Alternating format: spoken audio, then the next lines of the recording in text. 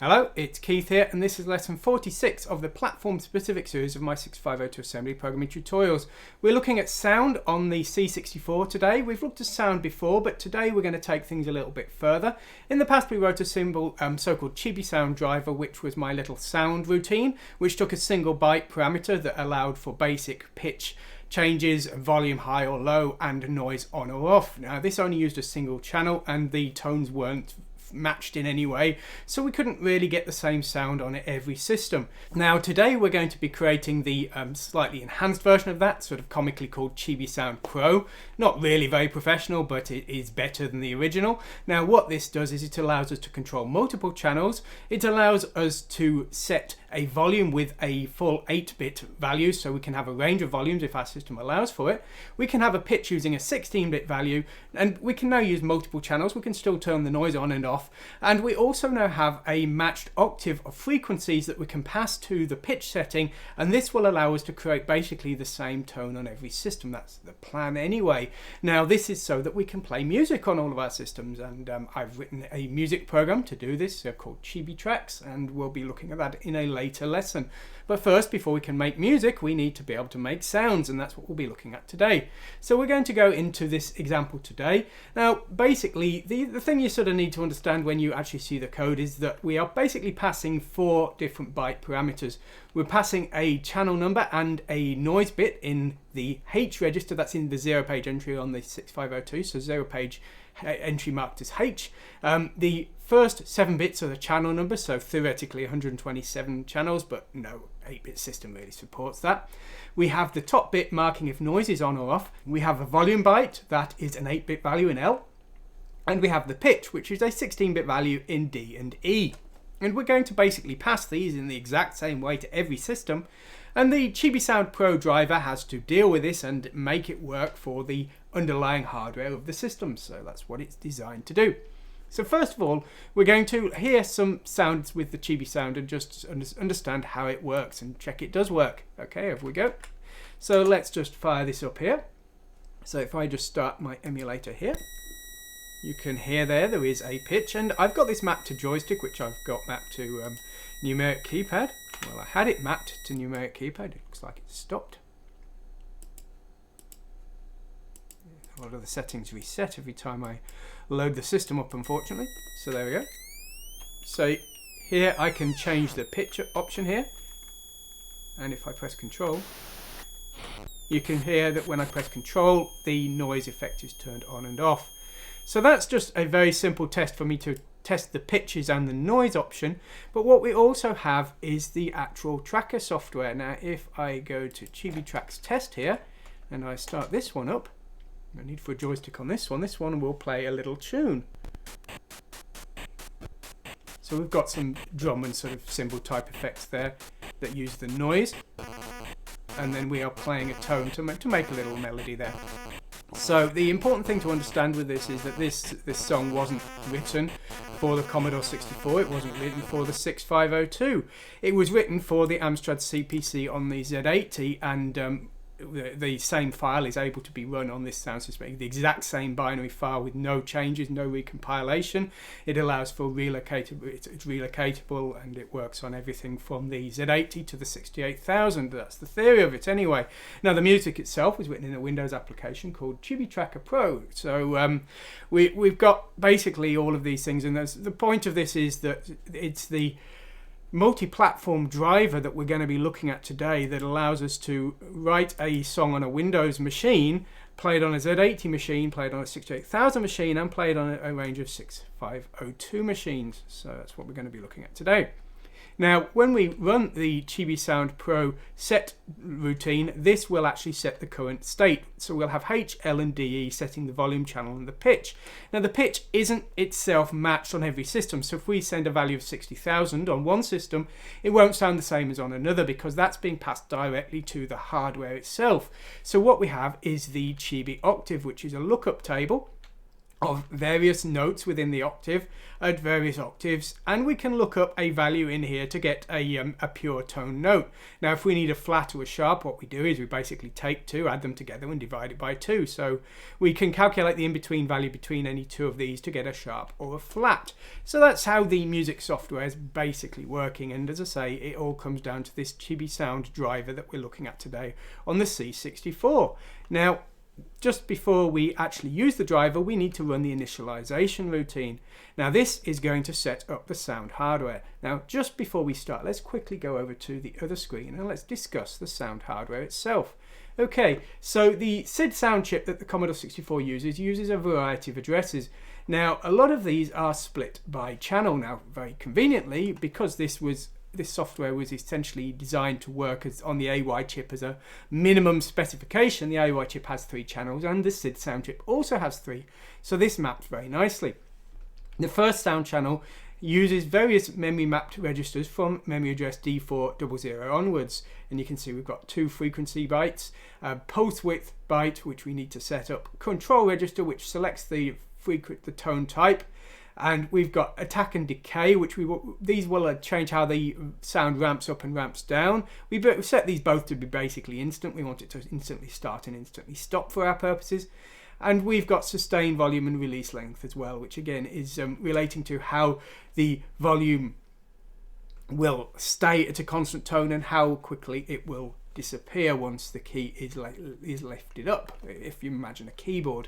So basically, these are all identical. These channels are all equally capable. It's just the starting byte of the address that changes. And then finally, we've got some common ones that we need to set up with a few other things. Now, let's go back to our source code because you're going to see some of that in here. So the first thing we're doing here during this initialization is we're setting up the one-time values. We're setting the master volume, the bottom 4 bits here, to maximum being 15 here.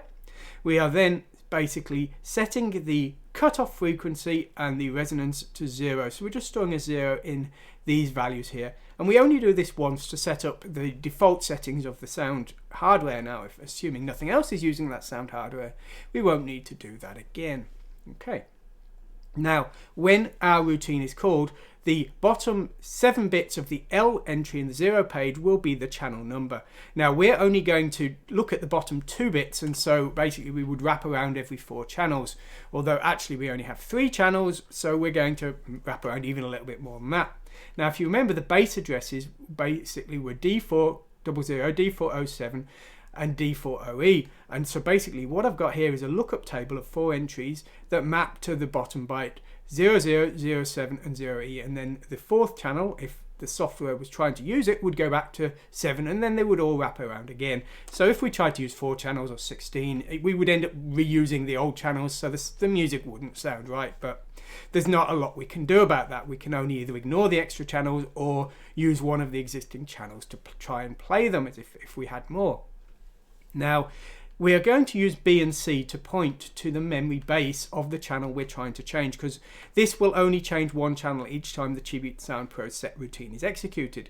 So we're loading B with D4 by default, it's always going to be D4, and then we're reading in the bottom byte for C for the BC pair from that lookup table we just saw. So the Y register is now pointing to the offset for the entry within that. Now what we're going to do next is we're going to check the top bit of L, which is the noise on or off bit. And the reason we're doing this is that the frequencies of the noise and the frequencies of the tone are very, very different on this system. So we need to make them at least a bit more consistent. So what we're doing here is we're just shifting the 16-bit DE pair, which is the pitch entry, to the right by 2 bits if the noise is enabled. And that's just to make the noise frequencies a bit more like the tone frequencies. Now at this point we're going to start setting the various parameters of the hardware. So we are going to set Y to 0, and then we're going to step through all of these various options for the channel. So we're setting Y to 0, and now we're going to store our DE pair, our pitch setting, to the next 2 registers of the sound hardware. So we would be setting D400 and D401 if we are setting channel 1, and as I say, every other channel is in the same layout here, so that's just fine.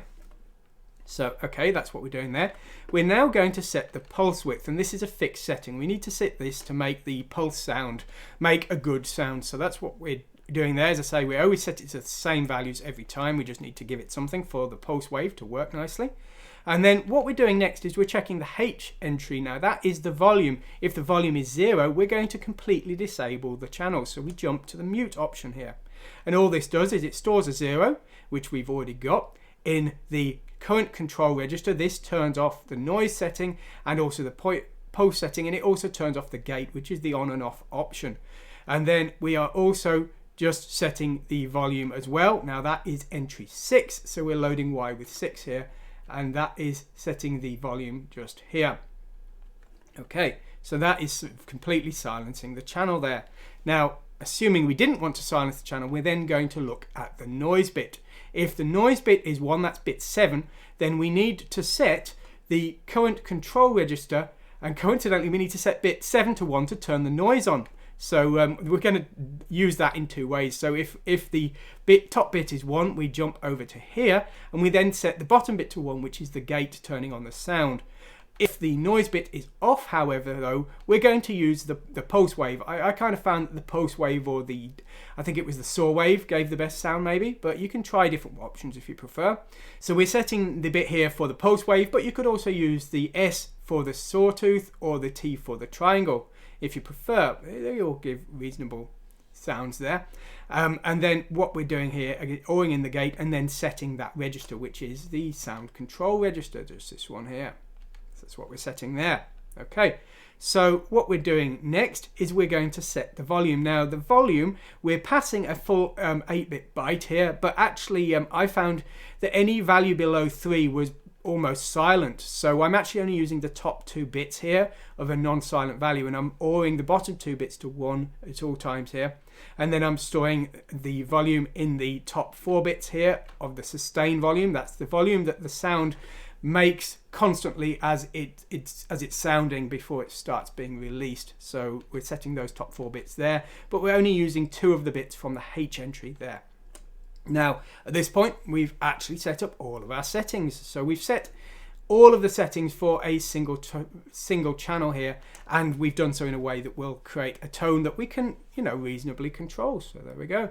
Now, as I say, this is just a sort of an example. The intention of this was to allow me to make basic music and more complex sounds on multiple systems, because I program so many different platforms that, you know, I needed a way of actually making software quickly and efficiently. The ChibiSound had worked very well for little beeps in the classic Atari type games, but it was never going to be able to achieve any more than that. So this is the solution I've come up with. I think it probably needs a little bit more work on a few of these systems. Some of the C64 sounds aren't as good as the other ones. They don't have the same, they don't quite sound the same, so maybe I need to do a little bit more work on it. But as I say, generally I'm pretty happy with it. The software allows me to play music on all of these systems that I've written for. So if you like what you've seen, please like and subscribe. If you want to see more work done in this avenue of multi-platform music software and me writing my own tracker, please consider backing me on Patreon. It takes a lot of time to write this kind of software, research it.